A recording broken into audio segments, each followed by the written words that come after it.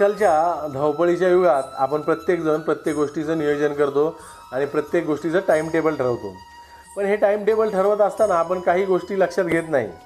तर आपण ही एक गोष्ट लक्षात घेतली पाहिजे की आपण आपल्या फॅमिलीसाठी फॅमिली टॉक टाईम हा एक झोन फिक्स केला पाहिजे. यामध्ये एक टायमिंग फिक्स केलं पाहिजे की ज्यावेळी आपले सगळे फॅमिली मेंबर हे घरी अवेलेबल असतील त्यावेळी आपण ही गोष्ट केली पाहिजे आणि त्यासाठी रोज फिक्स टाईम पाहिजे.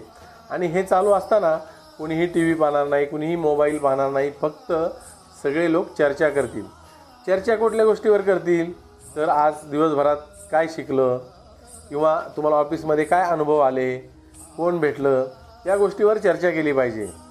आणि ज्यावेळी तुम्ही अशा गोष्टीवर चर्चा कराल, विचारांची देवाणघेवाण कराल, त्यावेळी साहजिकच आपल्या मुलाच्या विचारसरणीमध्ये पण खूप सारा बदल होतो.